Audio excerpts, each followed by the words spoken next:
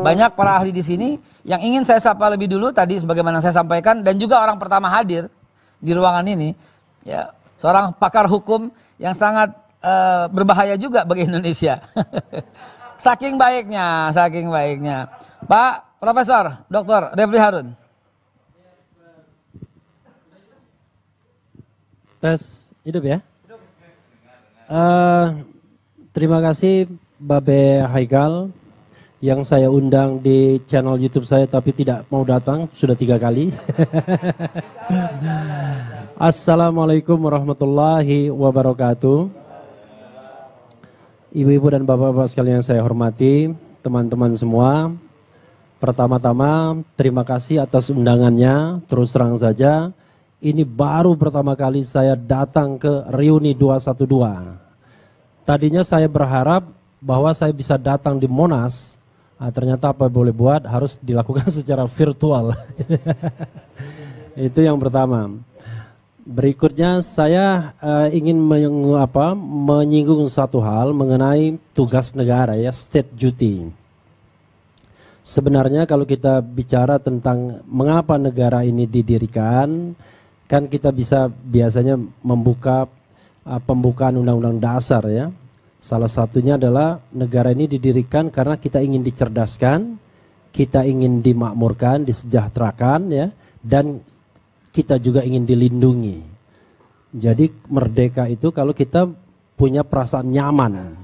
Kalau saya sama Rocky Gerung mengkritik dan merasa tidak nyaman, itu namanya tujuan negara belum terimplementasi dengan baik ya, belum terwujud dengan baik. Nah, tugas itu, state duty seperti itu sebenarnya tugas penguasa, tugas pemerintah. Ya, maka disusunlah kemerdekaan kebangsaan Indonesia itu dalam suatu undang-undang dasar. Dan itu tugas itu adalah diberikan kepada mereka yang diberikan kekuasaan atau amanah. Dan dalam konteks Indonesia adalah elected official. Mereka-mereka yang dipilih melalui pemilihan umum. Mudah-mudahan revolusi akhlak bisa membuat pemilihan umum kita yang sejak zaman reformasi masih kurang dan curang. Begitu kira ya. Saya selalu mengatakan begitu. Masih banyak kekurangan dan masih banyak kecurangan. Itu bisa lebih baik tahun-tahun ke depan sehingga kita bisa mendapatkan pemimpin yang amanah, pemimpin yang betul-betul dipilih oleh rakyat secara genuine, betul-betul berdasarkan hasil pemilihan umum yang accountable, yang bisa dipertanggungjawabkan. Nah, tugas negara tersebut ya, dalam masa ke masa kadang-kadang kan bisa jadi penguasa atau pemerintah lalai, tidak menjalankan kewajiban kenegaraannya secara benar, secara lurus, tidak menjalankan kewajibannya untuk mensejahterakan rakyat, untuk melindungi, untuk mencerdaskan. Karena itulah kemudian rakyat yang harusnya menjadi objek dari pencerdasan, perlindungan, dan pensejahteraan tersebut, ya harus juga berpartisipasi dalam segenap lini, dalam segenap fungsinya masing-masing, sesuai dengan kapasitasnya. Jadi saya, Bang Rocky dan lain sebagainya menjalankan amanat itu misalnya dengan melontarkan kritik-kritik yang kadang-kadang keras gitu ya. Dan mudah-mudahan tidak terkena undang-undang ITE kan begitu. Kenapa? Karena kita terus-menerus ingin mengingatkan kepada pemerintah agar mereka menjalankan fungsinya, menjalankan kewajibannya. Dan kalau fungsi dan kewajiban itu dijalankan secara baik, maka cita-cita kita untuk menuju masyarakat adil dan makmur ya, baldatun thayyibatun warabun ghafur itu tercapai. Dan itu memang benar apa yang dikatakan di dalam sila-sila Pancasila bahwa sesungguhnya kita menuju itu, menuju keadilan sosial bagi seluruh rakyat Indonesia. Saya dalam beberapa kesempatan mengatakan instead of kita mewujudkan sebuah negara kesejahteraan, welfare state, saya lebih suka mengatakan bahwa kita menuju negara keadilan, the social justice state. Karena itu jauh lebih hakiki bagi saya ya, yang melihatnya dalam perspektif hukum tata negara. Sejahtera itu orang dikasih makan, minum cukup.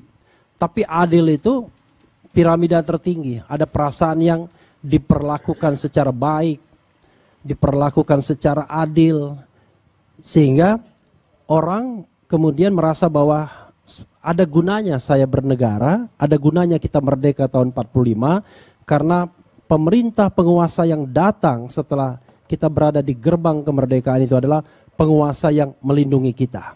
Ada unsur bahagia nggak di situ? Kenapa?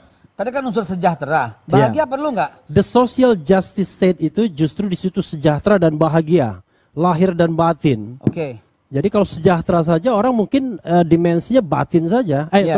Dimensinya lahir saja. Iya. Tapi the social justice state dimensinya lahir dan batin. Itu terjemahan saya sendiri yang ngarang sesungguhnya. Yang Bung Refli katakan itu ada dalilnya.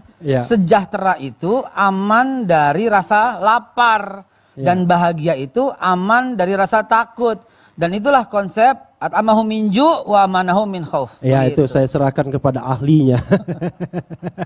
Saya bicara the social justice state.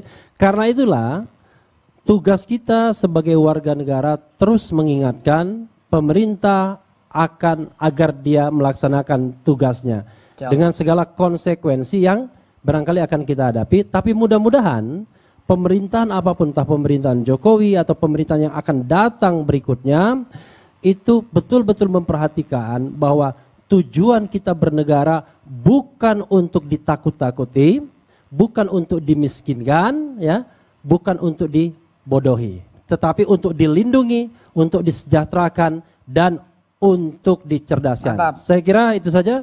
Wabillahi taufiq wal hidayah. Wassalamualaikum warahmatullahi wabarakatuh. Memang para pemirsa susah disimpulkan. Ini semuanya tokoh dan semuanya daging gitu loh. Dan mumpung lagi bicara soal urusan kesejahteraan, yang hadir ada pakar ekonomi. Pakar ekonomi yang banyak menjadi saksi rahasia negara. Nah, ya. Dan juga statementnya sangat ditakuti. Mohon izin dengan keterbatasan waktu, izinkan saya mengelola waktu agar bijak, gitu ya. Ada Bung Iksanuddin Nursi, silakan. Revolusi akhlak untuk ekonomi bagaimana, Bang? Silakan. Oke, terima kasih. Bismillahirrahmanirrahim. Assalamualaikum warahmatullahi wabarakatuh. Assalamualaikum warahmatullahi wabarakatuh. Pertama saya ingin menyampaikan bahwa revolusi akhlak itu berisi 5 hal. Yang pertama, dia membebaskan satu bangsa, satu masyarakat, satu keluarga, bahkan satu individu dari ketertindasan. Membebaskan diri atau bangsa dari ketertindasan. Yang kedua, membebaskan diri dari kebodohan atau bangsa dari kebodohan. Yang ketiga, membebaskan diri dari kemiskinan atau bangsa dari kemiskinan. Membebaskan diri atau bangsa dari ketimpangan. Yang paling akhir, membebaskan diri dari kehinaan. Kehinaan. Nah, kalau tugasnya revolusi akhlak itu seperti itu, maka secara ekonomi tugas utamanya adalah dia menolak keserakahan. Tidak ada perekonomian yang bersifat eksploratif, eksploitatif itu dilakukan. Tapi kan sekarang ada, Bang Ihsan. Nah, itu berarti belum selesai. Keserakahan itu terus merajalela, itu berarti seperti kita lihat dalam kenyataan, dia tidak mengangkat harkat martabat manusia. Sebenarnya ingin penutup jawaban itu tuh. Tanah Betawi aja udah habis gimana? Yang kedua, dia harus menegakkan kejujuran. Ekonomi itu harus jujur. Ketika tidak jujur, maka akan menikmati yang namanya rezeki yang tidak halal. Yang ketiga, baru yang disebut oleh Habib tadi, Habib Rizik, anti riba. Yang keempat, ini menarik di sini. Dia berarti memberi, dia berarti berbagi, dia berarti peduli. Itu yang namanya revolusi akhlak dalam perekonomian. Yang kelima, ini sama dengan Habib Rizik, tapi saya mulai dengan silaturahim. Revolusi akhlak dalam perekonomian itu mensyaratkan silaturahim. Baru berwujud sebagai yang namanya uhuwah. Baik dalam perspektif tadi, Islamiyah atau Watoniyah posisinya. Nah, sebagai penutup supaya semua dapat posisinya. Mantap. Revolusi akhlak dalam secara keseluruhan, yang pertama sekali adalah kalau dia berpangkat, dia harus terhormat. Yang pertama, berpangkat harus terhormat. Nah. Yang kedua, kalau dia menjabat, dia harus bermartabat. Yang ketiga yang paling penting, kalau dia beramanat, maka dia jujur berharkat, dia jujur berderajat. Jika tiga-tiganya tidak dipenuhi, maka benarlah pernyataan. Ini sebenarnya pernyataan Habib Rizik tentang revolusi akhlak sudah dimulai pada 4 Juli 2017. Yang orang lupa adalah ketika Habib Rizik menyatakan pertama kali di Yaman, posisinya bahwa diperlukan rekonsiliasi dan revolusi. Cuma waktu itu adalah revolusi damai. Nah, ketika disampaikan pada posisi revolusi akhlak, maka dia suruhnya meminta 3 hal tadi.